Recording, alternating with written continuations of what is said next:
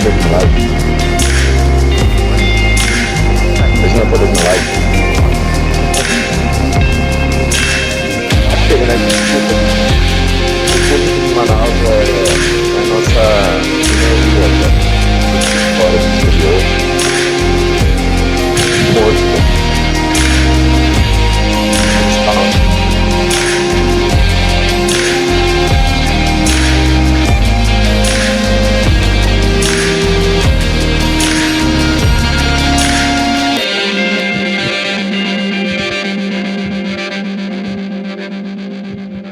Deixa eu só ver aqui uma coisa, tá, gente? Tá bom. 10 segundos. 1, 2, 3. Já partiu? Tá. Olá, pessoal. Sejam todos bem-vindos a mais uma sessão, mais uma entrevista aqui do Rumos do Diálogo, né? A nossa série de entrevistas que a gente sempre vai dando voz aqui para um dos especialistas na área de ciências humanas, ciências sociais, né? E hoje eu vou ter aqui o privilégio, né, de entrevistar outro grande amigo meu da área da literatura, né? O Jandir Santos, mais conhecido como Jean Santos, já é um escritor manauara, também é mestrando do curso de letras, né, do programa de pós-graduação em letras da UFAM, tá para defender aí sua dissertação, né? A gente conversa muito sobre literatura, sobre mitologia, muitas coisas, e hoje a gente vai ter o privilégio aqui, a oportunidade de conversar diretamente, né, fazer esse link dele com o público para tratar justamente sobre um contexto mais regional do lugar, né, da literatura fantástica aqui na Amazônia, no contexto amazônico, né? Então, passo a palavra para o meu amigo Jean Santos. Seja bem-vindo, Jean. Obrigado, Eriksen. E antes de tudo, eu queria agradecer o convite, né?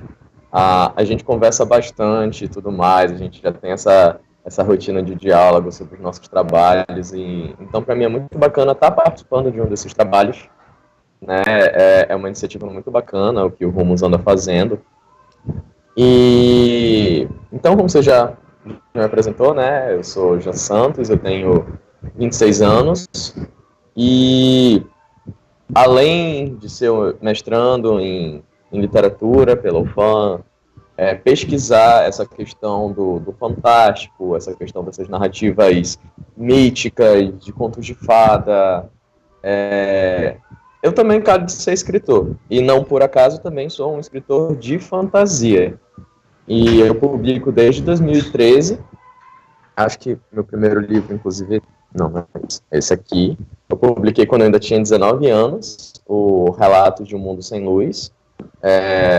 Foi por isso que foi minha primeira experiência de publicação, foi muito bem recebido e me deu uma carreira, me deu reacendeu meu interesse pela literatura, me levou para um outro lado da literatura e me fez entrar de cabeça nesse universo de literatura fantástica, de trazer um pouco mais da nossa realidade, dos nossos conflitos, do nosso jeito de ser para a literatura que eu produzia. Então, desde 2013 eu venho publicando textos de minha autoria, eu publico em livros, tenho minhas publicações próprias, publico em antologia, publico em revistas eletrônicas. Então, aonde eu puder manter o meu trabalho vivo, pode ter certeza que eu vou estar veiculando alguma coisa lá. Então, Jean, você foi até citado na outra entrevista, né? A nossa última entrevista que a gente teve com o Alexandre, né? Também como uma iniciativa, como um jovem escritor, ainda mais, como você acabou de mencionar, dessa parte de literatura fantástica aqui em Manaus, né? Na situação literária, cultural aqui da região norte, né? Então, eu estava pensando, né? Justamente da gente começar aqui essa dinâmica, da gente ir pensando no contexto atual. A gente tem uma mudança aí, meio que da cultura, né? A gente vê esse foco da cultura, tanto das séries, cinema, voltando um pouco mais para essa questão mais fantástica, trazer um pouco da minha área, né, da Idade Média, para a película, e também eu vejo isso daí na literatura. Eu queria saber, a princípio, logo para a gente começar, aqui esse bate-bola, essa conversa aqui descontraída.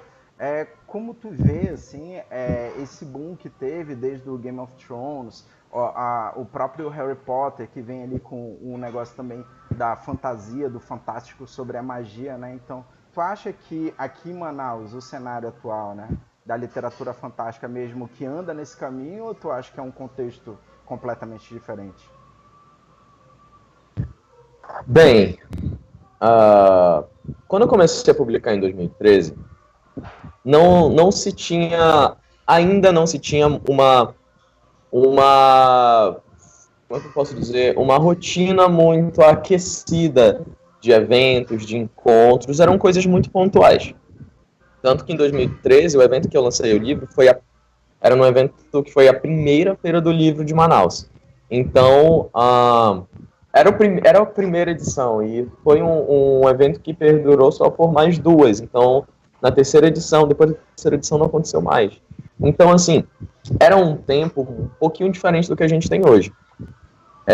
Hoje a gente tem encontros de cultura geek, encontros de cultura nerd, pelo menos antes da pandemia, né? A gente tinha, nos últimos 2 anos, a gente viu isso crescer bastante.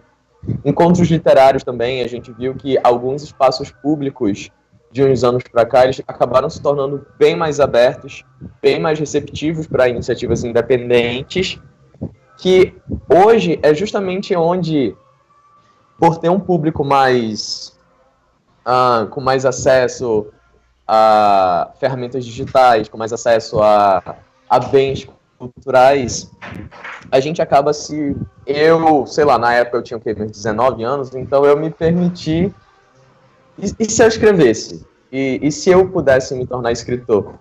Então foi justamente essa mudança que permitiu que não só eu, mas toda uma geração de novos escritores, né? Quando eu falo escritor amazonense, eu não gosto de me colocar como o único que faz o que eu faço, até porque isso seria mentira. A gente tem toda uma geração de pessoas que têm surgido basicamente na mesma leva que eu, e que estão realmente levando essa bandeira. Porque assim, e eu acho isso importante porque até uns anos atrás, quando se falava de literatura amazonense, a única referência que a gente tinha ainda era o Clube da Madrugada, né? Anos 60 para cá, toda a geração de autores ou participaram no Clube da Madrugada ou foram descendentes diretos da estética do Clube da Madrugada, era o que era considerado literatura amazonense. Então, a partir do momento que as pessoas, eu incluso, a gente começou a perceber que muita coisa interessante sendo produzida aí por fora e que a gente pode aprender com essas coisas, a gente pode levar isso e desenvolver um trabalho que é nosso, a gente fez isso. Então, pelo menos falando pela minha geração, gente, o que foi Harry Potter para nossa formação, né? Para nossa formação cultural, para o nosso interesse em magia, para a gente redescobrir a magia. E quando o Harry Potter estava sendo lançado, quando o Harry Potter estava bem no auge, a gente também teve o lançamento dos filmes do Peter Jackson, do Senhor dos Anéis. Então a gente teve aí um momento muito fértil para a imaginação. Então, desde aí a gente teve esses grandes picos culturais que eu acredito que de Game of Thrones para frente, aquilo que a gente via até então em livros, em mídia, também foi para a televisão de uma forma muito intensa. Aí a gente também teve a participação da Netflix nisso, a gente teve a participação dos outros serviços de streaming em fomentar essa magia no nosso consciente, no nosso inconsciente. E aqui em Manaus, isso já se fazia lá, desde o Clube da Madrugada, isso já se fazia antes do Clube da Madrugada, e isso está sendo feito agora, da gente realmente usar tudo isso como uma ferramenta de reafirmação da nossa identidade, da gente reconhecer as nossas raízes, da gente renovar, da gente reatualizar essas raízes, o que essas raízes significam para a gente hoje, e trazer toda essa mistura, essa efervescência, que às vezes é tão difícil de falar até de forma linear, por isso que às vezes eu tô até selecionando um pouquinho o que eu tô dizendo, porque foi um momento assim tão de explosão mesmo, e a gente procura, né, pintores, ilustradores, poetas, prosadores. Como é que a gente traz isso para agora? Porque, literariamente falando, o Brasil ele não privilegia a fantasia. Né, gente, tanto que o cânone brasileiro ele não tem muito espaço para fantasia, porque ainda se tem aquela ideia de que a fantasia é a fuga da realidade e tudo mais, quando na verdade para mim nada está mais longe da verdade. A fantasia para mim ela não é uma fuga da realidade, ela é justamente um jeito da gente interpretar a nossa realidade, da gente projetar os medos, os anseios, as maravilhas da nossa realidade através do imaginário, né? E transformar isso em literatura, transformar isso em audiovisual. Em cultura. Então, exatamente. Então, eu acho que a gente ainda não terminou com essa coisa de reafirmar a nossa identidade. Tanto que, quando eu comecei a escrever, o pessoal tinha uma percepção. No começo, quando eu comecei a escrever, não era muito folclórico, vamos dizer assim. Eu não me voltava muito pro folclore daqui. E eu via que a galera de falar que realmente o amazonense não é só isso e tudo mais. Mas aí eu fico pensando. Mas aí, com o tempo, eu vi o quanto isso me incomodava. Porque aí eu vim perceber o quanto nos incomoda quando a gente realmente pensa sobre as nossas raízes, pensa sobre a nossa identidade. Por mais que Manaus tenha crescido, por mais que Manaus tenha se desenvolvido, a gente está falando de uma cidade ribeirinha, a gente está falando de um estado ribeirinho, a gente está falando de toda uma cultura que se desenvolve às margens de um rio, que rega o nosso imaginário, que fertiliza o nosso imaginário. Então, assim, eu senti a necessidade de trazer isso para minha fantasia. Eu senti a necessidade de lembrar que se hoje eu tenho fantasia, que se hoje eu falo de fantasia, é justamente porque a gente tem esse rio,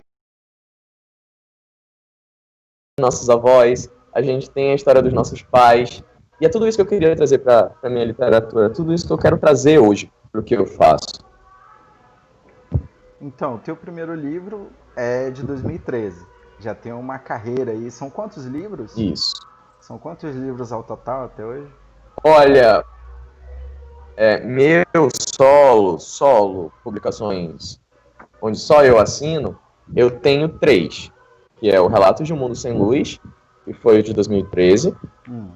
Eu tenho o Rainha de Maio, que foi a única obra que eu produzi que não é uma coletânea de histórias, não são contos. Eu fico em dúvida, é uma novela, é um romance, eu acho ele meio curtinho para ser um romance, então eu chamo de novela. É o Rainha de Maio, que foi realmente o momento em que eu trouxe essa coisa mais folclórica para o meu trabalho, foi o momento em que eu abracei o imaginário amazônico, amazonense, amazoniano, não sei, para o meu trabalho. Inclusive foi o que eu lancei ele foi lançado na Bienal Internacional de São Paulo em 2016. Ele foi feito também com iniciativa própria.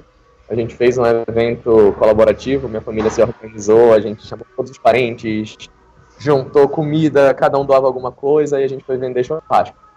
Então, ele é fruto, é um trabalho que eu tenho com muito carinho, inclusive a tiragem está até esgotada, mas para o ano eu pretendo estar me articulando para fazer um relançamento do Rainha.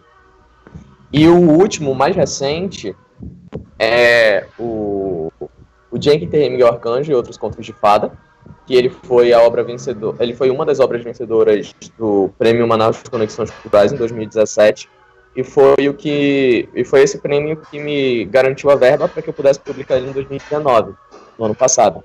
Então ele é uma publicação ainda bem recente, e ele já pega muito mais essa ideia de folclore, essa ideia folclórica, e meio que faz um mosaico, um mosaico mesmo, acho que eu posso colocar dessa forma, um caleidoscópio, as influências folclóricas que eu tenho não só daqui, mas como também de fora, até porque eu visualizei basicamente os contos são sobre essa entidade que se manifestam de formas diferentes em vários contos. Em cada conto a gente tem uma referência folclórica diferente, justamente para falar sobre como folcloricamente o ser humano percebe o sobrenatural e o quão isso às vezes pode ser nocivo quando a gente não entende. E então eu resolvi contar essa história através dessas minhas várias referências folclóricas. E aí esses são as minhas 3 obras. A minha 4ª obra ela também já está em processo de construção, ela já está sendo ilustrada, né, porque ela não vai ser só escrita, ela vai ser uma história ilustrada. E ela também foi vencedora do Conexões Culturais. Ela venceu ano passado, então provavelmente eu vou estar lançando ela no ano que vem. Então é isso, esses são meus 4 livros, né? Eu também trabalho em algumas outras coletâneas. Recentemente também eu lancei essa daqui, junto com vários autores aqui da cidade. Esse aqui é o Velho Novo Sem Tempo. É uma coletânea de contos urbanos que se passam aqui na cidade de Manaus. É organizada pelo Luiz Andrade, que é com quem eu produzi o Trovão, que vocês estavam falando na última vez. Que o Luiz é o ilustrador e eu sou o roteirista. Então a gente vai estar lançando também, espero eu, que no final desse ano, se o mundo não decidir acabar de novo. A gente, aproveitando esse gancho, falando da outra entrevista também, desse ponto, né?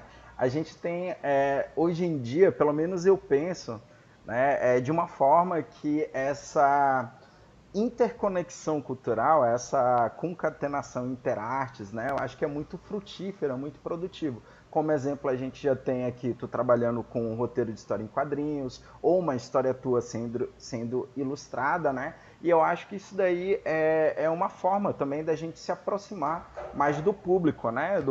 Não apenas do público jovem, né?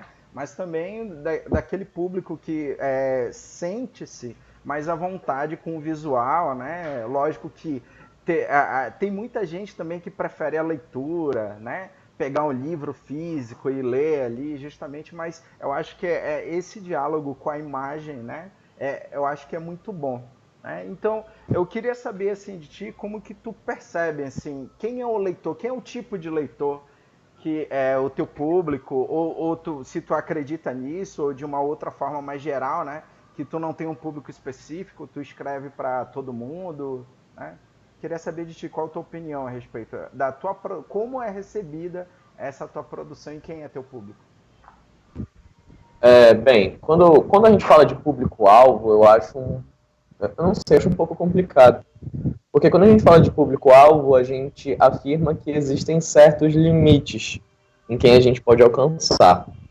E assim, eu penso em mim, né, quando eu comecei a realmente ter o hábito da leitura, eu tinha lá pelos meus 9, 10 anos, e eu nunca parei para pensar, e quando eu estava começando, né, essa cultura leitora e tudo mais, eu nunca parei para pensar se esse livro era de criança, se esse livro era para criança ou não.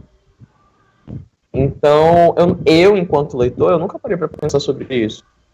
E hoje, enquanto professor também, eu fico imaginando, eu fico me colocando nessa posição, assim, quem sou eu para dizer o que determinada pessoa pode ler ou não ler?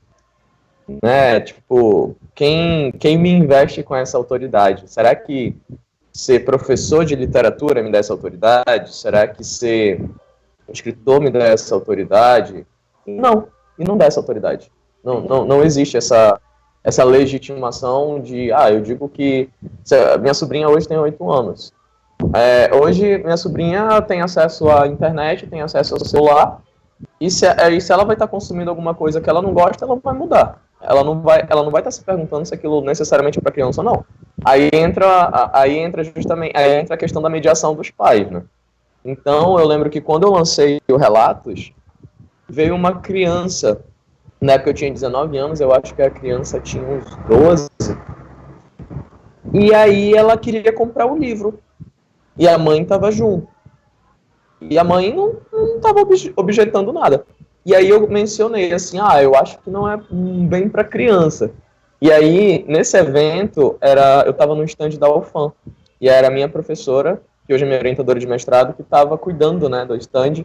Aí ela ouviu essa conversa e me chamou no canto. Ela falou assim, Jean, a criança está vindo aqui, ela manifestou o interesse de ter o livro e a mãe dela não está botando problema. Então, não é a gente que vai dizer se esse livro é para ela ou não, sabe? Então, ela falou, não é a gente que tem essa autoridade. Então, se a mãe, que é a responsável legal da criança, não está vendo o problema, ela leu a sinopse, ela sabe do que fala o livro, e o que tu vai fazer?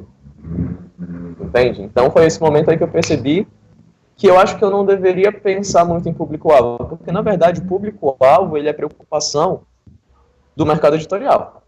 É um jeito da gente facilitar a venda de livros. Mas, por exemplo, quando tu pensa no Pequeno Príncipe, que é tipo uma obra infantil, não tem gente que leia o Pequeno Príncipe que não tire dali alguma coisa que se valha. Né? Tu vê adultos, tu vê professores de faculdade usando o Pequeno Príncipe em cursos de filosofia, em cursos de sociologia. Então, por que a gente... Né? Se a própria criança, se os pais das crianças, se professores não estão realmente levando isso em conta, por que a gente vai levar? Então, eu costumo dizer que eu produzo para quem quer me ler. Então, eu falo, esses são os temas que eu trago. Tem uma tonalidade mais pesada, uma tonalidade mais leve. Tem adultos que gostam de tonalidades mais leves, adolescentes gostam de tonalidades mais pesadas. Então, eu não acho que a gente tenha realmente a gente esteja em posição de limitar o que você pode consumir ou não. Né? Eu não sei a experiência leitora que uma criança de 12 anos tem. Então, eu não posso me basear em cima disso. Então, eu produzo histórias, essas histórias têm uma estética, essas histórias têm uma preocupação. E se você se identifica com essa estética e com essa preocupação, esse livro é para você. Inclusive, eu acho que é essa a minha dedicatória no Miguel. Eu acho que é justamente o que eu escrevi. Deixa eu até dar uma olhada aqui, porque eu sou péssimo para me citar. Terrível. É uma humildade. Por algum motivo, eu sou terrível para me citar. Sim. E aí, tanto que a dedicatória é bem assim. Se tiver vontade de conhecer o que essas páginas guardam, saiba que este livro é dedicado a você. Então, essa é a perspectiva que eu trago para o que eu escrevo. Com certeza, importante até, né? Justamente dessa liberdade. Eu acho que é uma dupla liberdade, tanto para quem vai ler, né, o público-alvo, como tu bem falou, né, bem alvo, que seja público de fato, e para ti também, né, tipo, uma liberdade ali para tu ter um comprometimento consigo mesmo, meio que já faz parte da tua identidade, né, faz parte ali da tua identidade. Falando um pouquinho mais aqui sobre a recepção, né, como que o teu livro foi recebido aqui em Manaus? Ou tu teve esse feedback? Tá falhando? Já? Oi, Eriksen? Agora. Eriksen? Agora. Voltou. Agora voltou. Pode repetir a última parte? Sim. Sobre a recepção, tu teve um feedback das pessoas que receberam, assim, por exemplo, o Miguel Arcanjo, né? Tua última obra publicada, tu teve um feedback, ou tu procura saber, entendeu? Com as pessoas que leram. Como que funciona essa tua base criativa a respeito do que tu escreve? Ou tu tem aquele mal de publiquei, não leio mais meu livro? Tipo, acontece essas coisas, né?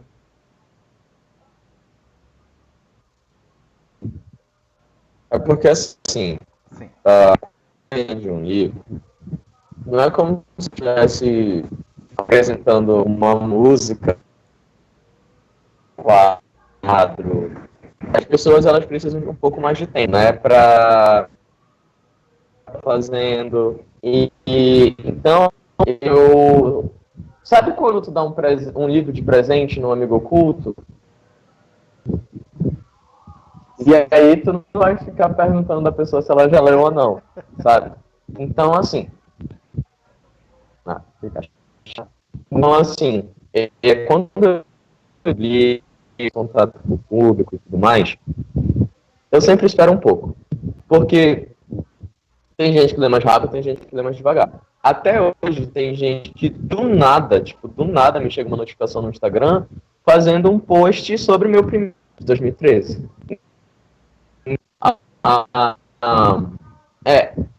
É muito natural, sabe? logo quando eu lanço, eu sempre sei aqueles que vão ler primeiro. Eu sempre sei aqueles que vão me mandar uma mensagem, entrar em contato para botar as ações deles, dizer o que sentiram, dizer o que não sentiram. E isso acontece.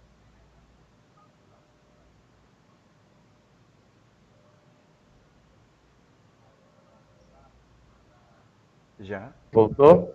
Voltou. Voltou? Voltou. Ok. Não é uma coisa que eu necessariamente tenha controle.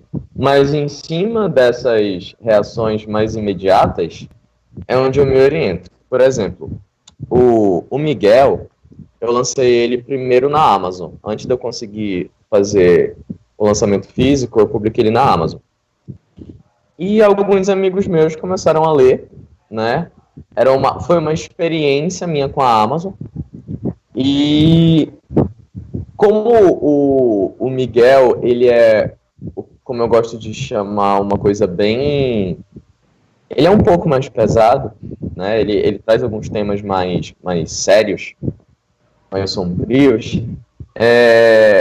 O primeiro comentário que eu li sobre ele, que meu amigo falou, né? Um colega de faculdade, o Luiz, que o Luiz falou, ele falou assim: Jean, eu tô lendo o Miguel muito devagar, porque eu leio uma história e ela consegue ser tão desconfortável que eu fico com medo da próxima. Eu fico com medo da carga que eu vou pegar na próxima. Então eu paro, eu dou uma respirada e no dia seguinte eu leio a próxima história. E eu não podia ter pedido um retorno melhor pro tipo de livro que eu escrevi. O tipo de livro que é o Miguel. Porque a primeira história que eu escrevi sobre o Miguel foi justamente com relação à rebelião que teve no Compage em 2017. Né, que é considerado, acho que, um dos episódios mais sinistros da nossa história mais recente, né? Então a gente sabe que aquela rebelião no Compage, ela foi pesada. E eu queria expressar isso de alguma forma, porque aquilo me afetou bastante. Me afetava o pouco caso que a gente fazia disso. Ah, mas só são criminosos. Ah, mas a gente que não merece piedade, então espero que se matem. E isso me incomodava, porque isso não me parecia muito, né, humano. E aí, quando aparecia isso no jornal, que sempre tinha aquele momento no jornal que apareciam as mães falando e tudo mais, e a gente via o sofrimento delas, porque eram filhos de alguém. E então foi justamente isso que me motivou, foi essa parte das mães. E a gente esquecer que a gente também ainda está falando de vidas. E quando a gente menospreza uma vida, a gente está menosprezando todas. E então foi isso que me deu o pontapé inicial. Tanto que o Miguel tem esse nome justamente porque é o nome do conto que se refere diretamente à rebelião no Compage. Então eu queria realmente causar esse desconforto. É o que eu faço em todo livro? Não, não é o que eu faço em todo livro. É o que eu quis fazer nesse. E quando, nesse livro, alguém chegou e diz que se sente desconfortável pelas histórias, para mim foi um prêmio. Deu para sentir o que eu queria passar naquele momento, naquela situação. O livro funcionou. Então, o livro funcionou, eu fiquei feliz. E é isso que acontece quando a gente escreve, sabe? Sempre tem aquelas pessoas que entendem o que tu está fazendo. Quando eu escrevi o Relatos, acho que os primeiros comentários foi que o defeito dele é que ele era muito curto. Então, eu também não poderia ter pedido um comentário melhor. E, então, ele é mais ou menos assim. É uma relação muito de parceria com os leitores, sabe? Porque, como hoje a gente bota muitas redes sociais ao nosso serviço, essas pessoas elas acabam tendo um contato muito mais direto com a gente. Elas viram amigos pessoais, viram amigos próximos. A gente, né? Esses amigos viram também colaboradores, porque esse amigo ilustra, que foi o caso do Luiz. O amigo ilustra, então a gente já está produzindo junto. Entende? Então, inclusive, vários dos artistas com quem eu sou associado hoje começaram dessa forma. A gente se conheceu em eventos, a gente apresentou os trabalhos mutuamente e a gente comprou a ideia um do outro. Então, acabou aquela coisa de escritor como uma entidade distante e sobre-humana e os réis leitores mortais, que só tem a aprender com esse cara. Eu nunca gostei dessa visão. Eu sempre me achei muito palpável. Eu nunca quis passar essa ideia. Tanto que quando eu saio por aí, eu vou num bar, eu vou num lugar, e, tipo, tem alguém normalmente que só me conhece em rede social e fala, mas tu tá por aqui? Aí eu, mas por que eu não estaria? Mas escritor e tal, gente, eu não vivo em Nárnia, né? Não existe a Nárnia dos escritores. Então eu realmente trabalho para quebrar isso, sabe? É por isso que a gente tem iniciativa em escolas, a gente tem iniciativa em instituições públicas, falar com jovens, falar com crianças, falar que a gente pode, todo mundo pode escrever, todo mundo pode estar publicando, e que isso não é nada sagrado, isso não nos torna entidades, isso não, sabe? A gente continua suando quando a gente começa a publicar, então eu não vejo por que não ter esse tipo de relação de proximidade, de parceria com quem se dispõe tanto a colaborar com o teu trabalho. Então, eu só posso dizer que a gratidão por me permitirem ter um espaço na estante, ela é enorme.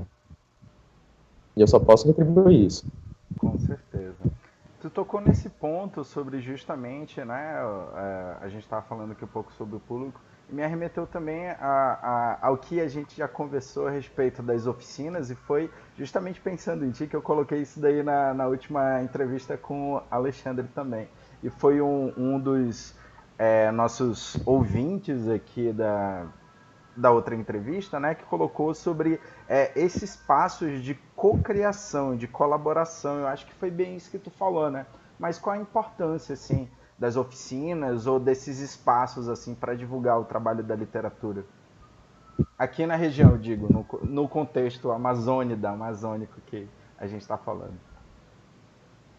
Bem, Erickson, então, aqui a gente, se o cara se dispõe a produzir aqui no Norte, ele já entende que não é uma coisa fácil. A gente sabe que não é uma coisa fácil. Mas assim, o cara começa a produzir e ele coloca as coisas dele em exposição, né? Coloca em evidência para as pessoas darem uma chance. Só que assim, muito rápido. É que as pessoas não vão te prestigiar pelo simples fato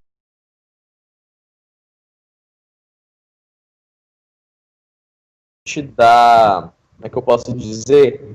Prestígio, eu não quero usar essa palavra, mas eu vou usar agora. Não é bem eu quero passar.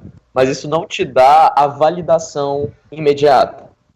Porque assim, aqui culturalmente, tu sabe que a gente tem mais a gente prestigia muito mais o que é de fora do que é nosso. Né? Quando a gente fala em termos de mentalidade, a gente fala que o brasileiro é assim, que o amazonense é assim, aquela coisa do pensamento colonizado mesmo, que todos nós, a gente batalha todo dia para tentar desconstruir.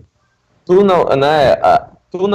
não consegue desconstruir isso do noite pro dia, eu não consigo fazer isso.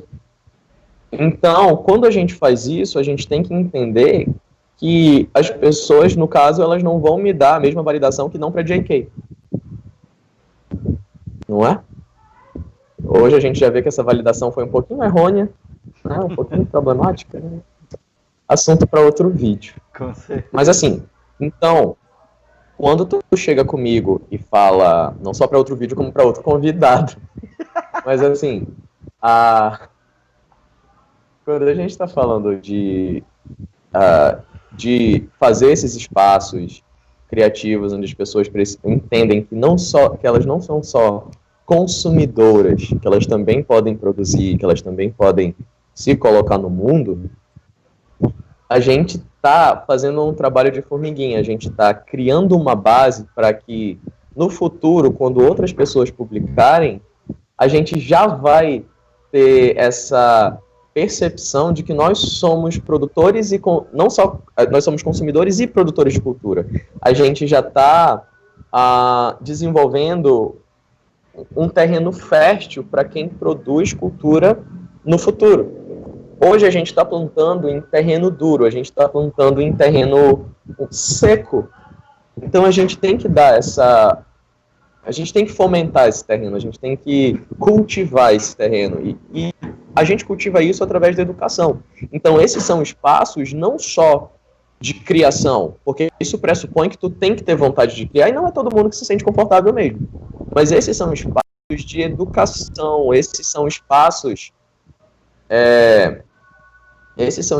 de diálogo, esses são espaços de conversa, esses são espaços de possibilidade. Então, uma coisa que eu sempre tento deixar claro nessas oficinas, mais do que querer ensinar como se escreve, eu não tenho essa pretensão nas oficinas. O meu objetivo com essas oficinas é mostrar que é possível. Incentivar. Que a gente consegue que a gente consegue largar de ser aquele estado, aquela cidade, aquela região, aquele bairro que só consome o estrangeiro, que só...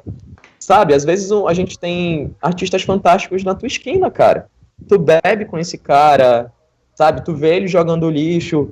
Então, é isso que a gente tem que aprender a valorizar, sabe? É isso que a gente tem que aprender a desconstruir. Diminuir essa distância entre quem produz e quem consome. E achar que isso é uma via de mão única. Sabe? Isso não é uma via de mão única. É troca, é contato, é afeto, é discussão. E é para isso que a gente procura estabelecer esses espaços. Eu falo a gente porque eu também trabalho com outros escritores, trabalho com outros produtores de conteúdo, em que a gente valoriza muito esses momentos, esses encontros. Aí a gente já planeja, inclusive, a gente realiza uma bateria de atividades com esse objetivo. Realiza oficinas, realiza encontros de leitores, realiza palestras, conversas, mesas redondas em eventos acadêmicos também, justamente para mostrar que todo mundo tem um dedo nessa força que a gente chama de cultura. Todo mundo constrói a cultura. Então, é importante que, além de consumidores, a gente se perceba agentes, né? A gente saiba que nós somos sujeitos ativos na construção dessa cultura. Então, se hoje a gente reclama que o brasileiro não lê, a gente não precisa esperar que apareça um escritor, que apareça uma personalidade, que mude esse cenário, porque é uma pessoa só. Não vai adiantar. Então a gente precisa entender que todos nós, a gente tem um papel ativo nisso. Com certeza. Já começaram a chegar alguns comentários e eu acho que essa pergunta ia ser meio óbvia, né? Estão perguntando aqui quais são suas referências, né?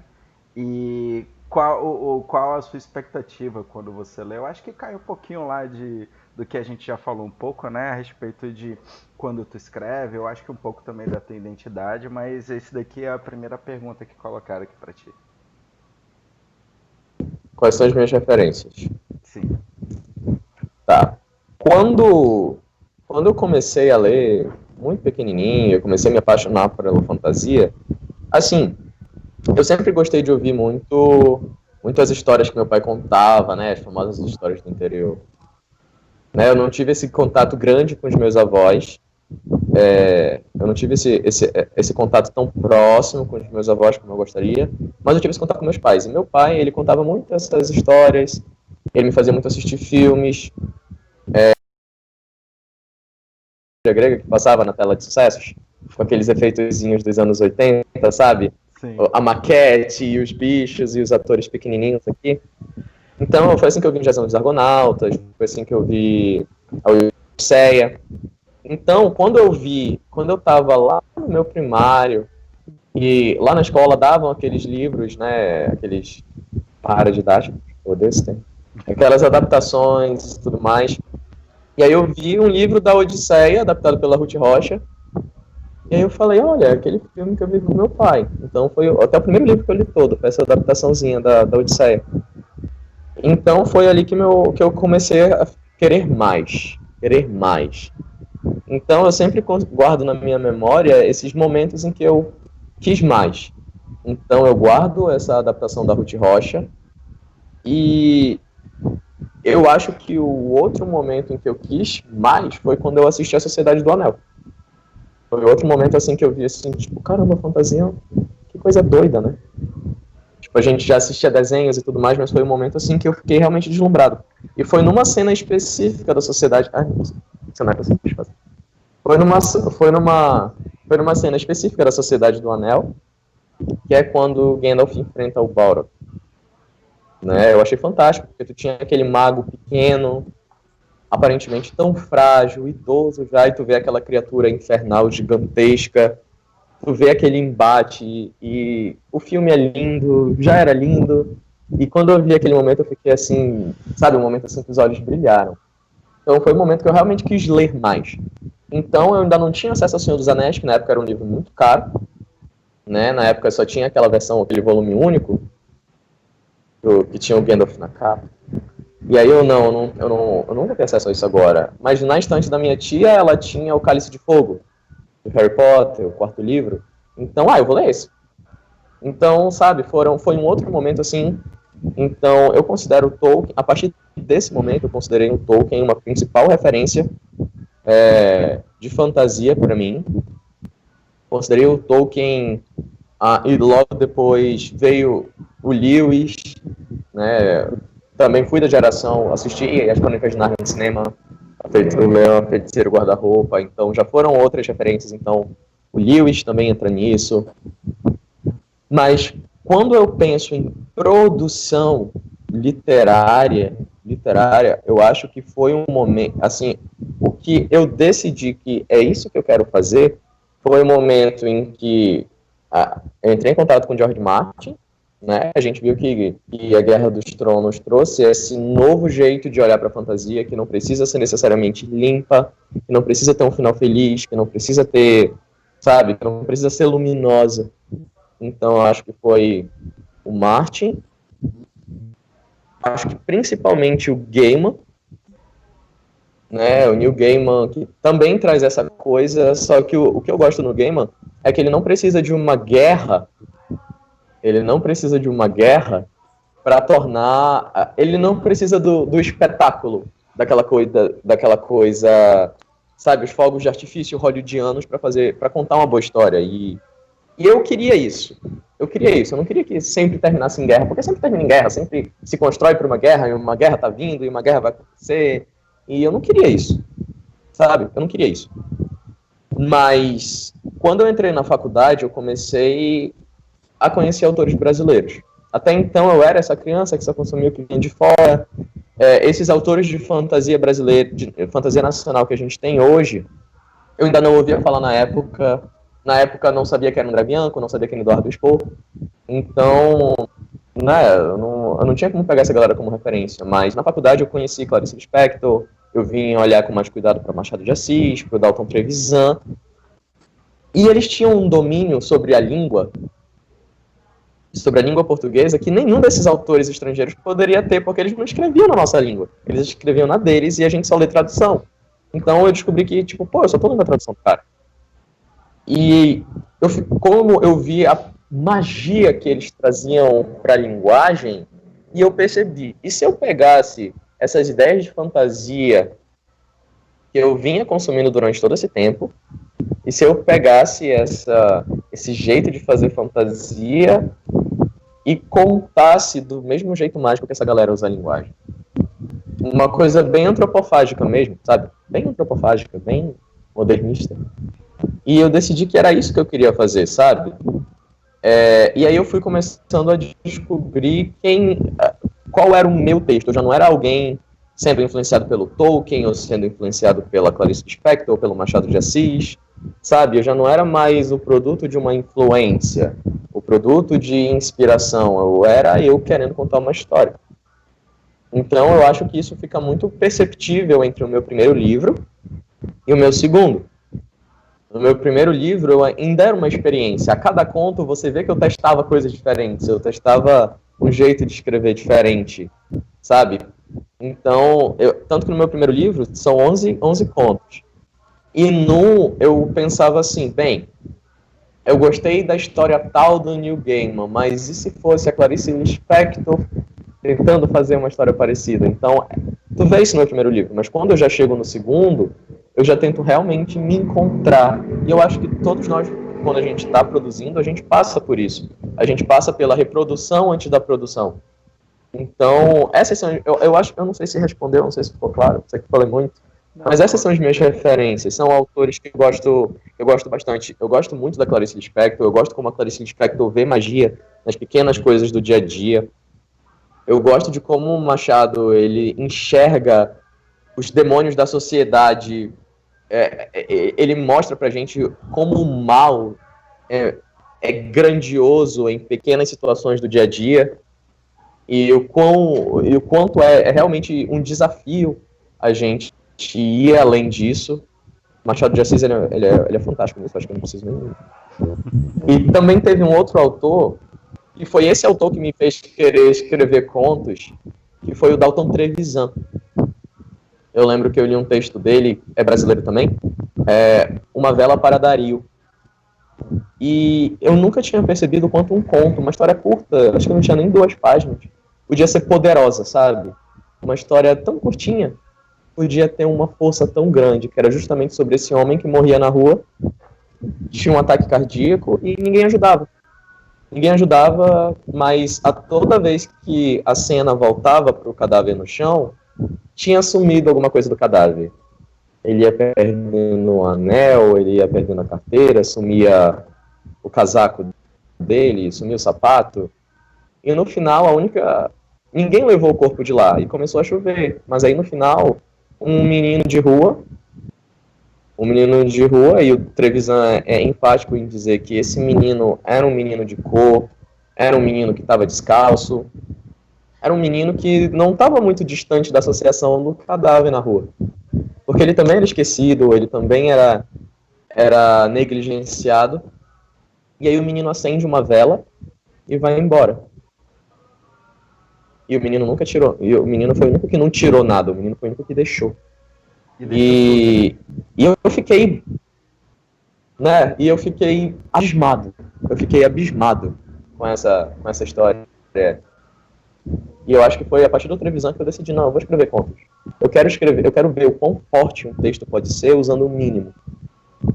Então, eu acho que, assim, foi uma das pedras construtoras, assim, do que hoje eu faço. Foi o Dalton Trevisan. Com certeza.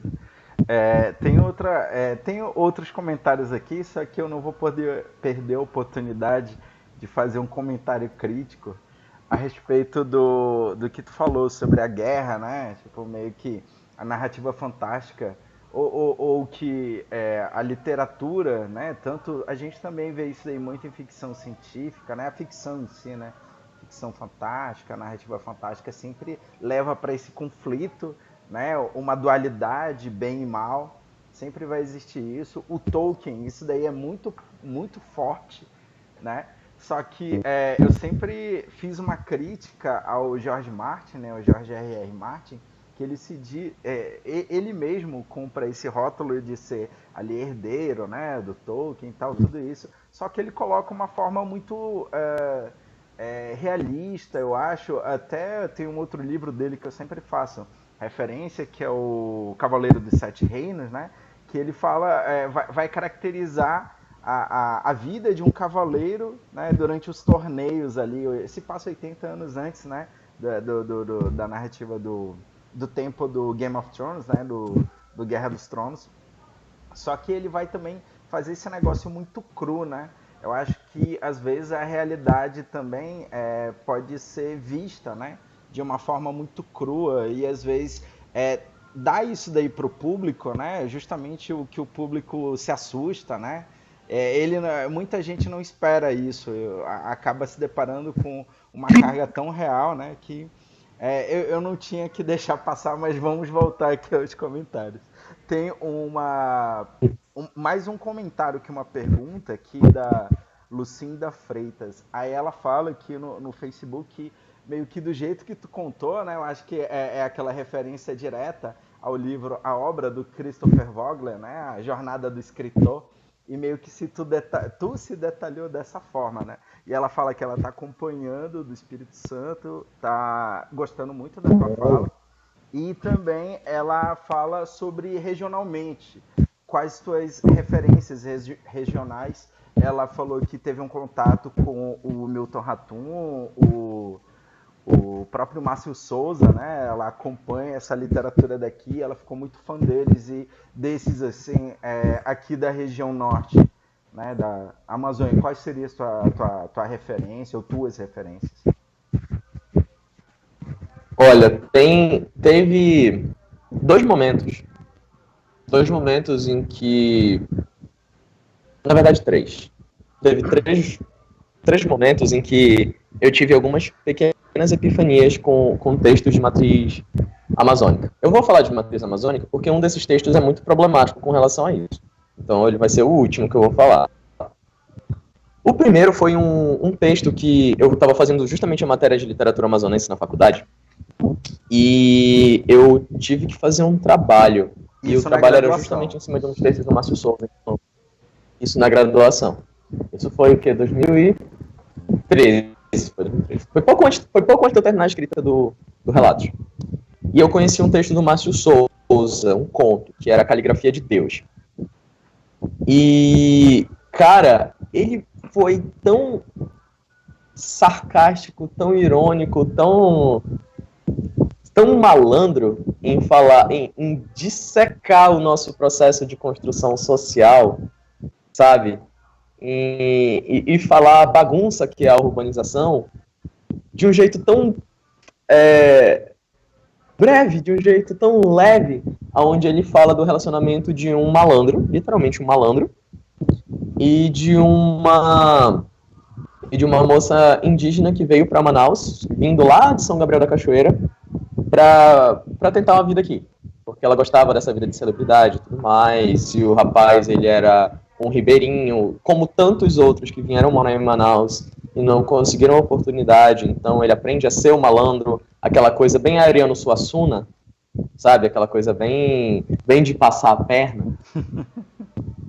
E eu achei fantástico, eu achei genial. Então a Caligrafia de Deus também alimentou muito dessa coisa do fazer um conto que, tipo, cara, ele faz comentários muito pontuais sobre a nossa identidade. Ele faz muitos comentários muito pontuais sobre globalização, sobre colonização.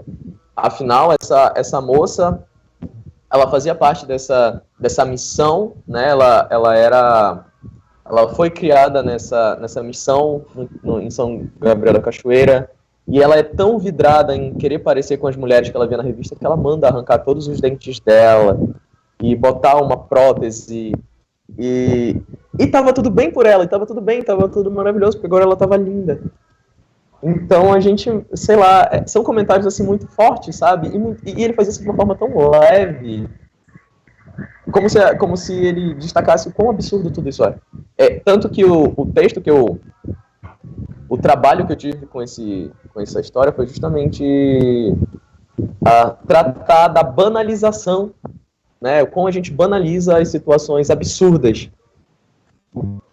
E era justamente esse trabalho que a gente... Era isso que eu tinha feito.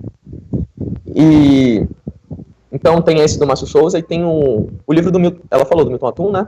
Isso. E todo mundo fala muito das grandes obras do Milton Atum. Todo mundo fala de Dois Irmãos, a galera parabeniza muito Cinzas do Norte.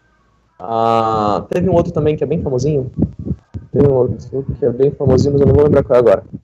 Mas assim, Dois Irmãos foi adaptado pela Globo, então é uma obra referencial dele. Mas para mim, um dos melhores livros do Milton Atum é um que ninguém fala muito, que eu acho que foi o primeiro livro que ele publicou na carreira dele, que é o Relato de um Certo Oriente. No Relato de um Certo Oriente, a gente tem uma protagonista, né? A gente tem essa protagonista, que ela é a matriarca de uma família muito grande, e aí ele também traz essa questão da nossa construção enquanto cidade, ele traz a questão da imigração libanesa, né? Ele traz essa herança libanesa que a gente tem aqui na cidade, que forma ali o comércio do centro. E essa personagem é interessante porque ela nunca fala.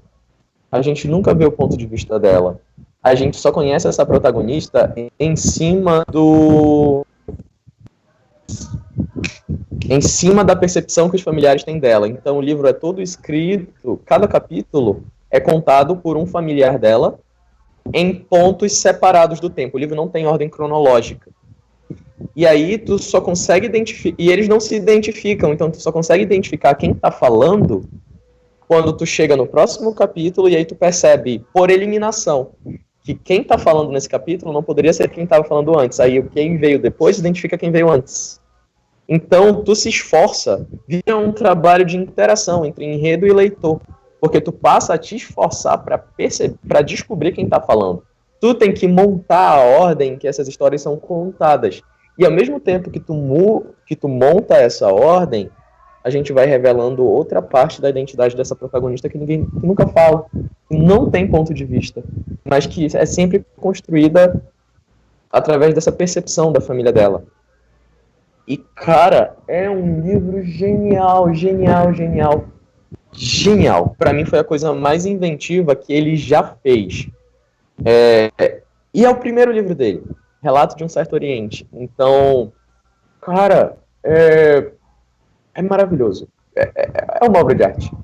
É realmente uma obra de arte. E foi um livro que eu também li em 2013. Foi um dos últimos livros que eu li antes de começar a escrever. Então, foi também outro momento, assim, que pra mim, sabe, tipo, me deu um soco e falou, não, eu tenho que escrever, eu quero fazer isso, eu quero afetar as pessoas desse jeito. E o último, e a minha última referência, que na época eu achei maravilhosa, mas hoje eu já vejo que tem, assim, alguns problemas, foi justamente o texto da Vera Duval, o Histórias do Rio Negro. E a Vera Duval, ela é essa escritora, né? Ela é do Sudeste, ela é uma escritora do Sudeste, que se apaixonou pelos povos ribeirinhos, que se apaixonou pelo jeito de ser ribeirinho, morou um tempo com os ribeirinhos e contou essa história, montou esse livro de contos fabulosos, esses contos com ares de contos de fada, onde ela traz o folclórico, onde ela traz o social, e monta esse micro-universo nesses contos que compõem Histórias do Rio Negro. E no Relatos de um Mundo Sem Luz tem até um conto que faz uma referência direta a um dos contos da Vera Duval. No momento em que na Vera Duval tem esse caso de amor entre a mulher e o rio, aonde a mulher se sente amante do rio. Então foi uma atmosfera que eu trouxe para um dos meus contos, que está até disponibilizado online, que o nome é até Um Beijo Sob a Água. Está disponibilizado numa das revistas da UFAM. É gratuito. Fica aí quem quiser dar uma olhada. E assim, foi um dos textos foi um dos livros que também me inspiraram muito, sabe? Então eu posso citar o Milton Atum, eu posso citar o Márcio Souza. A Vera Duval, ela entra nessa categoria problemática porque ela não é daqui. Né? Ela não é daqui, mas ela faz um texto de matriz amazônica, vamos chamar assim, com características, com elementos amazônicos. Mas hoje eu percebo que, por mais que aquele livro tenha me inspirado, ele trata a nossa cultura de uma forma muito exótica. Eu não digo nem nossa cultura, porque a vivência ribeirinha ela é tão plural que não dá para falar de uma cultura só. Não dá para falar nem de mim, que eu sou um morador da cidade. Não dá nem para dizer única, que essa cultura é minha. Então, exclusivo. Então não dá nem para falar que isso é meu, que eu entendo. Então, se eu assumo que é difícil, que é plural, a gente tem essa escritora que, por ter se apaixonado por como essa cultura parece, ela começou a contar histórias que naturalizavam muita coisa errada. Que retrata o incesto, que retrata o abuso sexual, que retrata a pedofilia, como coisas muito... tá tudo bem porque no Amazonas é assim. E eu fico, não é assim, sabe? Não é assim, é tão problemático pra gente quanto é em qualquer outro estado do país, é tão problemático pra gente quanto é em qualquer lugar. Tanto que a gente criou lendas para justificar isso e que hoje a gente problematiza, né? A gente vê essa coisa do boto. Não é à toa. A gente passou séculos justificando o abuso, o estupro, incesto, pedofilia.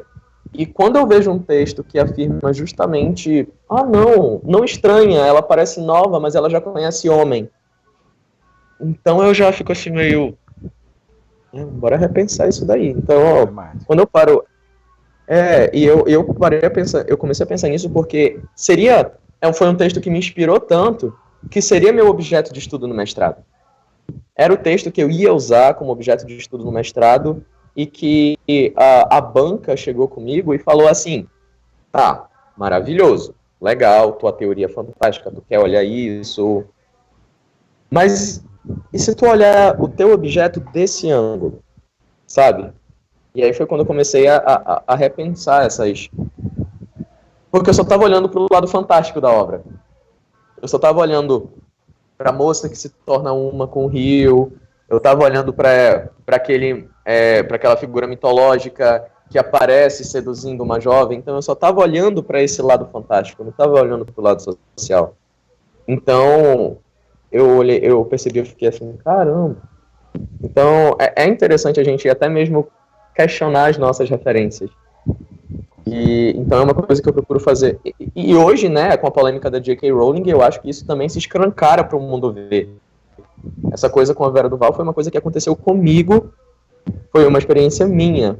Mas eu acho que essa problemática toda com a J.K., a transfobia, ela escancarou para o mundo como a gente precisa rever as nossas referências, a gente precisa questionar as nossas referências e ver o quão de referência a gente quer que isso seja pra gente. Então, é isso. Essas são as minhas referências. E como eu me relaciono. Tem mais 2 comentários aqui. É do Antônio Castaneda. Eu vou traduzir, tá? Eu peço desculpas logo pra ele, né? Meu espanhol não é tão bom, mas vamos lá. Ele fala um pouquinho. Ele queria saber sobre esse contato do folclore. Eu acho que é o regional, já que a gente está tratando disso, e da mitologia na tua obra, né? Ele fala que ele também é um autor de literatura fantástica, né? Só que, muito provavelmente, do jeito que ele escreveu em espanhol, ele é ou aqui da América Latina ou de algum outro lugar.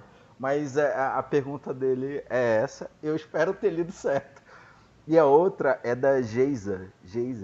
E ela fala, justamente, ela pergunta aqui um ponto que tu tocou, né, sobre a representatividade, né, o problema aqui do que tu estava falando, da Vera Duval e tal, a questão da mulher e tal. E também eu posso falar, né, que como eu te conheço muito bem, a gente conversa bastante, e isso daí também tu pesquisa, até na tua dissertação, né, a questão ali do feminino e tal, tudo isso, e ela queria saber, né, a tua opinião a respeito da representatividade feminina na tua obra, ou até mesmo aqui na região, ela diz, em Manaus, no caso. Tá. Com relação à questão do folclore e da mitologia, eu penso assim, como as nossas tradições, eu vou chamar de tradição fantástica, porque eu não quero entrar nessa discussão do que é mitológico e do que é folclórico, né? Isso daí só já é matéria para outro vídeo também. Quando a gente estava falando da nossa tradição fantástica, a gente não tem um corpo muito organizado, a gente não tem uma referência imediata no qual a gente pode recorrer. Até então, o que se sabia de tradição oral, o que se sabia de registros orais, eu acho que a nossa referência imediata eu acho que é João Rodrigues Barbosa, o Poranduba Amazonense. Eu acho que esse é o nome do autor, acho que é João Rodrigues Barbosa. Que ele escreveu o Poranduba Amazonense e ele é carioca, né? Então precisou um carioca chegar para organizar essa tradição oral, que eu acho muito, né? Incomoda um pouquinho assim. E era a referência que a gente tinha para a gente pensar essas narrativas, essas histórias que só é passado para a gente via família. O Eriksen ouviu essas histórias diferentes do jeito que eu ouvi, que não é o mesmo jeito que a Dona Maria, a minha vizinha aqui, escutou, que não é do mesmo jeito que o seu Ricardo ali, do 211, ouviu. Então, a gente não tem essa matriz escrita, a gente não tem aonde recorrer, além da nossa herança oral, né, da nossa tradição oral.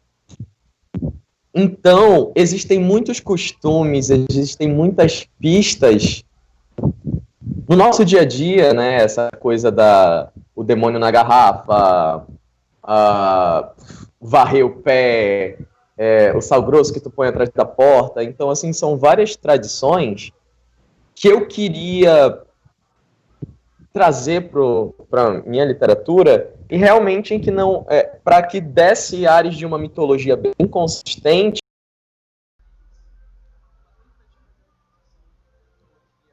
de uma mitologia minha feita a partir de elementos fantásticos do norte. Então eu precisei até mesmo imaginar o que é. A gente fala muito de folclore brasileiro, né? A gente fala muito de folclore brasileiro, mas folclore é uma coisa tão particular que aplicar ele a uma nação inteira é muito problemático. Então, por exemplo, quando a gente fala, ai meu Deus, a mula sem cabeça é amazônica. Não tem como ser. Né? A gente está falando de um animal que não é nem parte da nossa fauna. Quando a gente fala, determinada criatura lendária assume a forma de um cervo branco com uma cruz na testa. Nada menos amazônico que isso. Né? Nada menos amazônico que isso. Até o formato que a gente dá para o rabo da sereia aqui, né? A própria forma que a gente dá para Yaren como uma sereia, ela é questionável. Mas aí, por exemplo, tu vê o rabo de sereia que é, eu não sei o nome desse negócio, dessa forma, mas tipo assim, o rabo de peixe, sendo que eu acho que a gente não tem peixes que se movem desse jeito.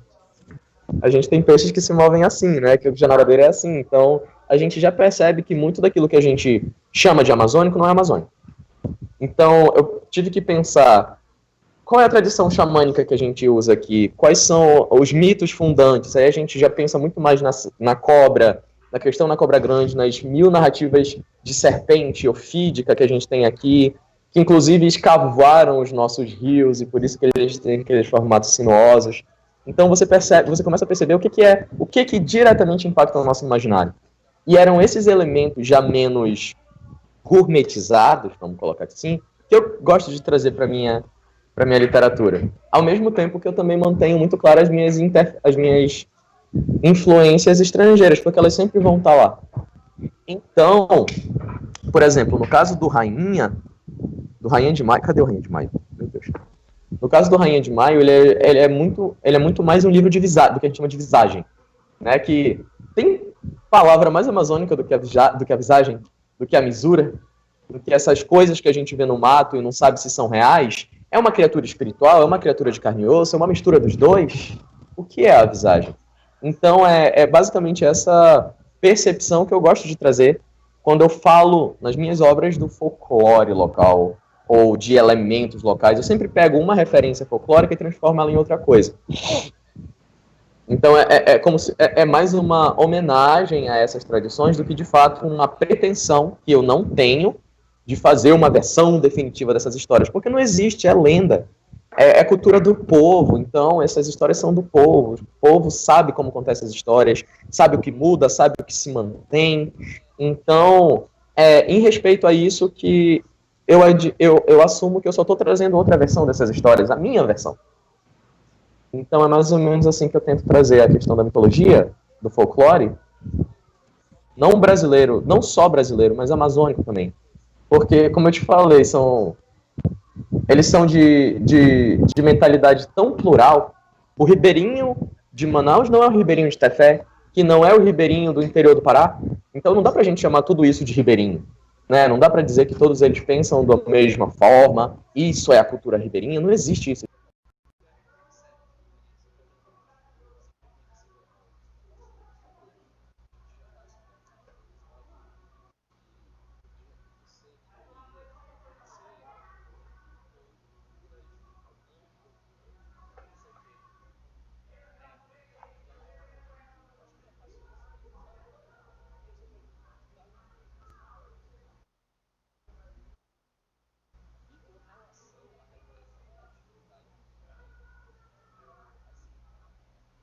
Sim. Não dá pra falar de representatividade feminina porque eu não sou mulher. Não, mas já começa daí. Que tu escreve, eu acho que é mais pelo que tu escreve, né? E também como tu estuda. Não, sim. Mas é justamente isso. É onde eu queria chegar, porque não dá pra falar de representatividade pelo fato de eu não poder ter a escrita feminina. Mas o que a gente pode falar é de representação. É onde eu queria chegar. Como eu represento essa mulher como eu represento essa mulher nas minhas histórias. Eu tenho uma reverência a essa figura feminina, porque eu acredito que a falta dessa reverência, a falta desse respeito, É a falta não só reverenciar como uma coisa distante, uma entidade divina distante, mas também de reconhecer essa figura divina na mulher do dia a dia, que eu acho que falta na nossa cultura tão patriarcal, tão opressora, porque não sabe reconhecer o outro. E o que é o grande outro, se não essa figura feminina? O que é esse outro que a gente fala em psicanálise, que a gente reprime tanto, se não a figura feminina? Então, na minha posição enquanto escritor, enquanto um escritor LGBT que também sente os desdobramentos da opressão patriarcal de uma maneira totalmente diferente do que uma mulher sente, né? Não dá para dizer que é a mesma coisa, eu não sou desses que diz, é o mesmo tipo de opressão. Não é o mesmo tipo de opressão. Porque no final das contas eu ainda sou homem. Então, eu ainda sou um homem cis, e isso já me concede certo privilégio. Sou um homem cis, branco, então isso já me concede, isso já me coloca numa posição mais privilegiada também. Embora não heteronormativo. Heteronormativa? Heteronormativa. Eu pensei que eu tinha misturado as coisas. Então, assim, eu sempre procuro deixar claro, quando eu escrevo uma personagem feminina, eu sempre procuro dar camadas, sabe? Porque, se a personagem feminina é mãe, então ela não pode ter relações sexuais, sabe? Tipo, uma coisa não interfere a outra. Eu tento fugir muito dessa questão do arquétipo, essa questão do arquétipo que engessa, sabe? É o que eu me esforço. O quão bem eu faço isso, eu já deixo muito para que as minhas leitoras falem para mim, sabe? O quão bem eu tento trazer essa coisa essa experiência que eu não tenho para minha narrativa, sabe? Então, não é por... eu odeio, inclusive, aquele termo que falam, não, o autor tal tem uma protagonista feminina forte. Porque se eu tenho uma protagonista feminina forte, então eu também tenho uma protagonista feminina fraca.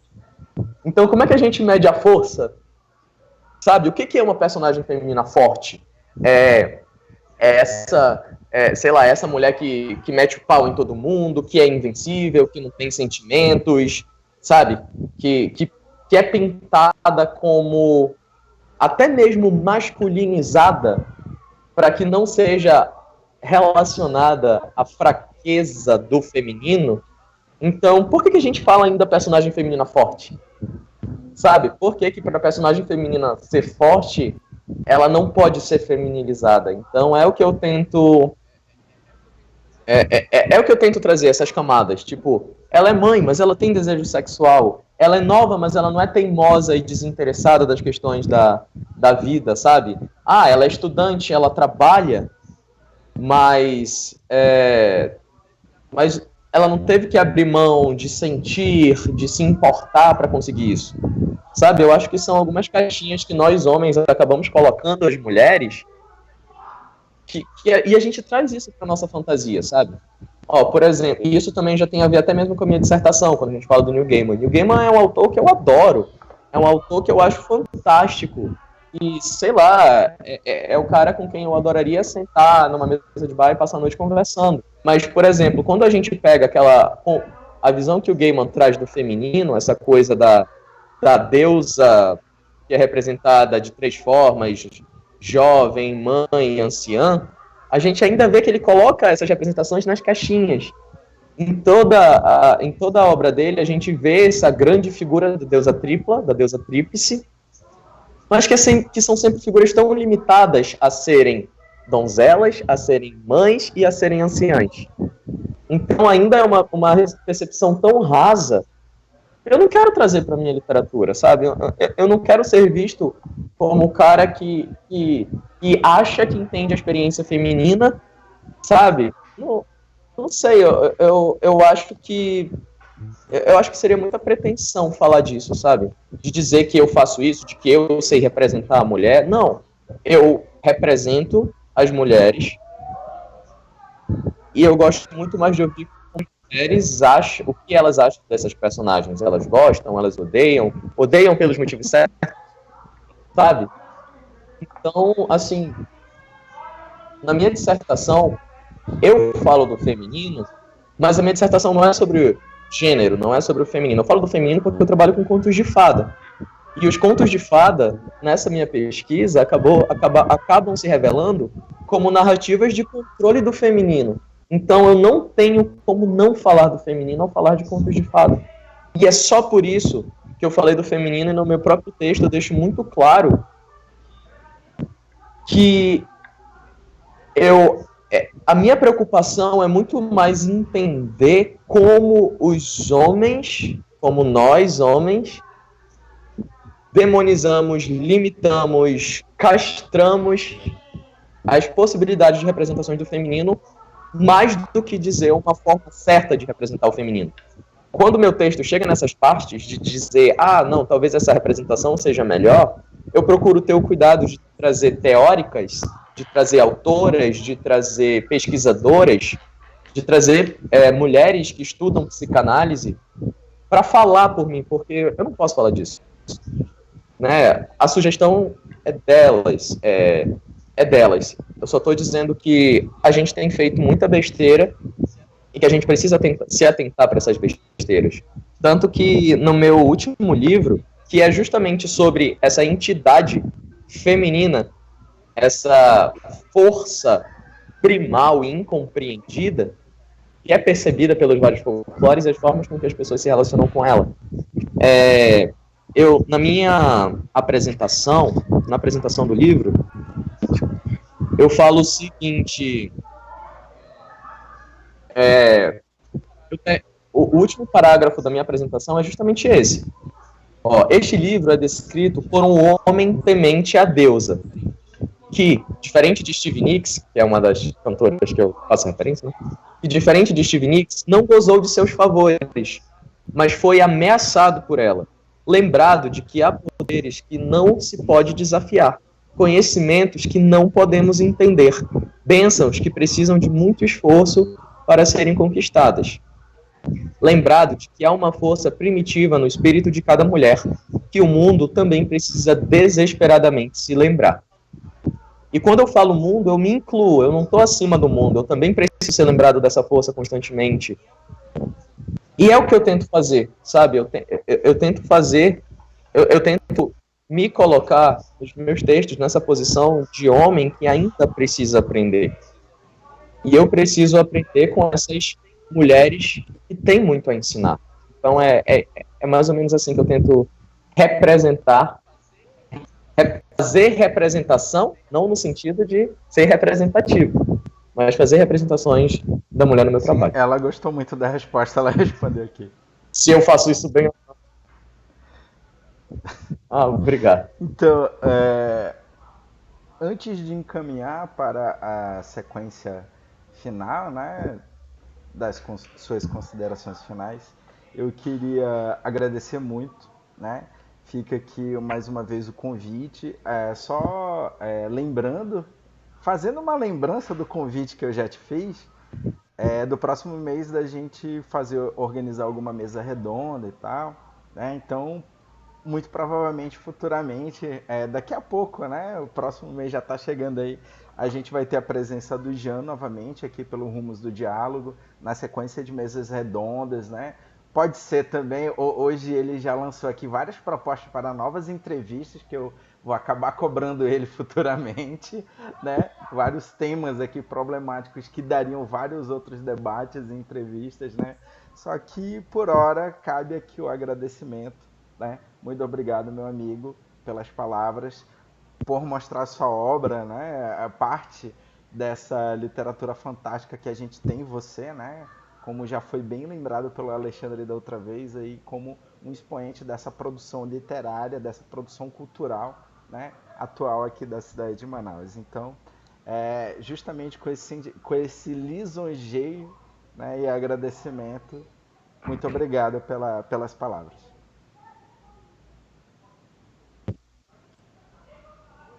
Derek, assim, eu que agradeço pelo convite, né? É sempre bom a gente ter esses espaços, a gente ter essas possibilidades de conversar, né? De conversar de uma maneira não acadêmica, isso não é uma aula, isso não é uma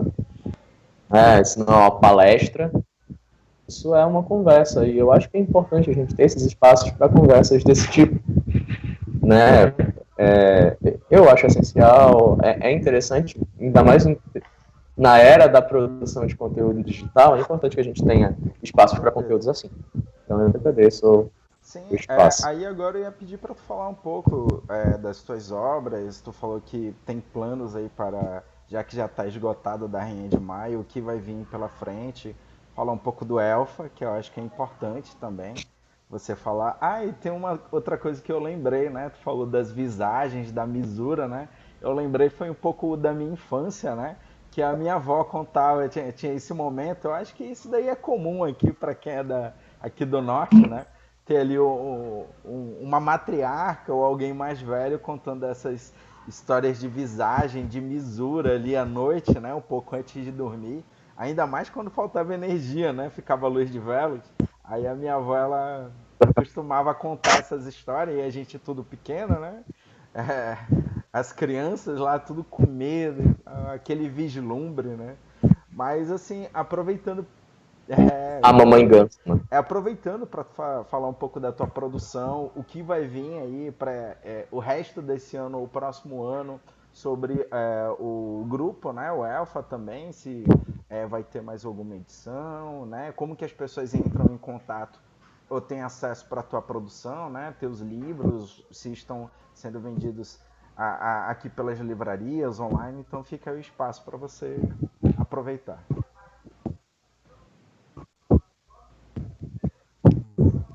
Então, Erickson, a gente sabe que nesse momento de pandemia, falar de ações, falar de mobilização é um pouquinho complicado. E você é meu colega de trabalho, você sabe o quanto a gente tem trabalhado absurdamente para dar conta nesse período de pandemia. Então, realmente, tem sido, tem sido bem exaustivo esse período, em termos de pensar em ações, de realizar ações.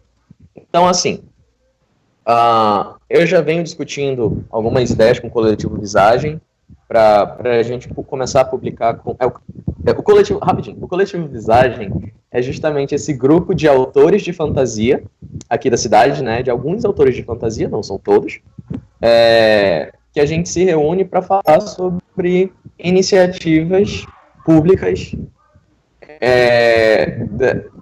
de botar em contato autores de fantasia com leitores de fantasia. E daí que nasceram os Elfa, os encontros literários de fantasia do Amazonas, que a gente conseguiu realizar 2 edições, né? Esses encontros, eles tinham caráter bimestral, e eles aconteceram, o primeiro foi em novembro, o segundo já foi agora em janeiro, e o próximo seria em março, falando justamente sobre o Dia Internacional da Mulher. A gente as nossas escritoras, elas estavam responsáveis por organizar o evento, mas o mundo acabou. E então a gente teve que se repensar muito, né, sobre, a gente considerou até a possibilidade de fazer um evento online, de realizar esse evento online, mas, como eu te falei, tá complicado agora, porque a gente tem que lutar em diversas frentes, né? A gente tem que cuidar de si, a gente tem que cuidar da família, a gente tem que manter o sustento. Então, os encontros, por enquanto, eles seguem suspensos. A gente costumava fazer eles na Biblioteca Pública do Estado, que aparentemente vai voltar com sua programação normal só a partir do ano que vem. Então, ainda está em aberto a possibilidade de um Elfa online, mas tomar fôlego para fazer isso está sendo um pouquinho um desafio. Mas assim, com relação a... Se alguém quiser seguir o Coletivo Visagem, é @Coletivo Visagem, bem facinho, no Instagram. A gente tem lá registros das nossas últimas ações. É um grupo muito novo ainda. A gente começou a se organizar, foi o que? Outubro do ano passado. Nosso primeiro encontro foi em novembro. A gente teve 2 encontros, então a gente ainda está dando uns passos. A gente ainda está fazendo um trabalho de formiguinha que, infelizmente, a pandemia afetou brutalmente, mas a gente continua um grupo coeso, a gente continua um grupo forte, a gente continua trocando figurinha. Então o Elfa segue. Então, o Elfa, o Coletivo Visagem, eles seguem coesos. Ainda em suspensão, mas coesos. E com relação ao meu trabalho, bem, o Dia em que Terrei Miguel Arcanjo e o Velho e o Novo Sem Tempo, que é essa coletânea que tem uma história minha, e ambos estão disponíveis na, sabe, a Banca do Largo. Para o pessoal aqui de Manaus, a Banca do Largo ela já é um local muito conhecido. A gente tem lá no centro da cidade, a Banca do Seu Joaquim, é a Banca do Largo. Então, eles estão fisicamente disponíveis na Banca do Largo. Mas eles também, o e-book, eu acho que é uma forma bem mais acessível. O e-book do Dia em que Terrei Miguel Arcanjo, ele está disponível na Amazon. É o mesmo nome, o Dia em que Terrei Miguel Arcanjo, ele está disponível, acredito que ele custa R$6. Então, está disponível na Amazon. Quem deseja um exemplar físico, o exemplar físico ele já conta com ilustrações, o e-book não conta com ilustrações. Então, a gente tem ilustrações, inclusive, de um artista amigo meu, Rafael Rodrigues, aqui da cidade.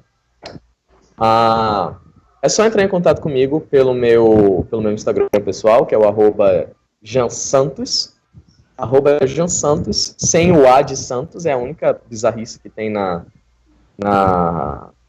no perfil, né, o @jansantos, porque o Jan Santos perfeitinho não estava mais disponível. Então, entrando em contato comigo, a gente pode combinar um envio de um exemplar autografado, inclusive. Mas, para quem desejar ler ele imediatamente, ele está disponível na plataforma da Amazon. E com relação aos lançamentos futuros, como eu falei, o meu próximo livro ele vai se chamar O Livro do Rio e Guaraguá, que vai ser justamente esse livro ilustrado, na qual ele não é só um livro com ilustrações, as ilustrações, tanto quanto o texto, também contam a história.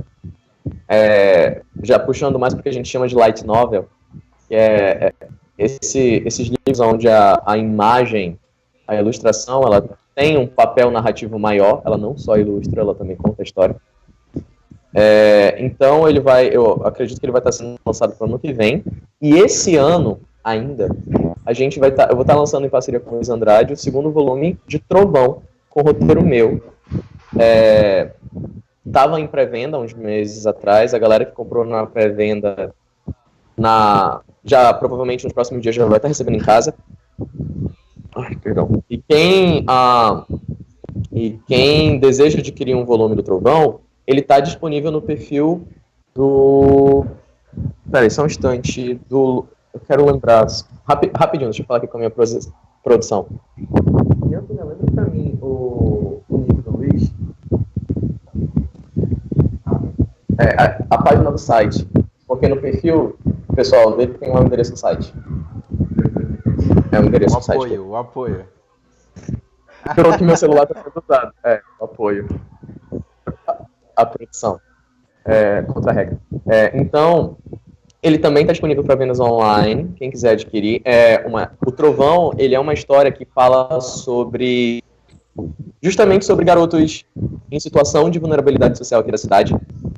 Eles crescem, um deles acaba sendo adotado por um policial e se torna policial. Então, ele não sabe o que aconteceu com os amigos de infância dele até muitos anos depois, no qual ele tem a infelicidade de descobrir que eles se tornaram envolvidos com o crime organizado na cidade. Então, a gente já traz muito essa coisa da facção, né, da facção criminosa, que a gente fala muito sobre esse submundo manauara. E então é uma nova... A gente tentou trazer muito dessa questão urbana do vigilante, que não é um super-herói. Ele é um vigilante, ele é um jovem que procura batalhar com a infância, né, na forma desses amigos que se envolveram com o mundo do crime. Então esse é o enredo de Trovão. E aí o volume 1 ele foi roteirizado pelo Luiz, e o volume 2, que também tem o volume 3 incluso, aí já é texto meu. E aí o Trovão pode ser encontrado na página Andrade Luiz, com S, andradeluiz.com.br, que é onde o Trovão está sendo disponível. Está sendo disponibilizado para encomendas. Logo, conforme a pandemia for se tornando cada vez uma preocupação mais distante, a gente pode pensar em organizar um lançamento. E a gente quer fazer um evento de lançamento bacana, a gente gosta de fazer um coquetel, a gente gosta de convidar o pessoal, gosta de chamar todo mundo. Então isso a gente não dispensa, mas o material ele já tá sendo vendido sim em Andrade Luiz, vamos dizer, andradeluiz.com.br. Então é a página oficial aonde a gente está disponibilizando os exemplares do Trovão para vender, o volume 1 e o volume 2. Ok, já. Então a E gente eu vai acho deixar o que... teu contato marcado tanto no vídeo que a gente vai subir no YouTube, no nosso canal, como também na página do Labyrinthian.info, né? E também no site a gente vai fazer que nem a gente está fazendo, né? Fez das outras vezes, fazer um banner e tal, um negócio bonitinho para deixar lá, né? É mais fácil, né? Facilitar das pessoas entrarem em contato contigo aí para as tuas nossas novas produções e também para os teus livros já publicados, né? O que tu tem aí para oferecer. Então a gente vai deixar o contato do Jean, né? Para quem quiser aí tiver acesso à produção dele, né? Mais fácil até pegar esse livro autografado aí. Então, novamente, muito obrigado, Jean. A gente vai finalizando por aqui mais um Rumos do Diálogo. E, Tá. novamente, vou te lembrar mais vezes Agradeço, cara. disso que a gente vai voltar com alguma mesa redonda, né? Ou entrevista para falar daqueles conceitos problemáticos lá. Tudo bem, Eriksen. Obrigado. Até mais, viu? Até mais, pessoal. E agradeço também a todo mundo que pôde Com assistir e certeza. interagir com a gente. Tchau, pessoal. Até a próxima. Tchau, Jean. Muito obrigado.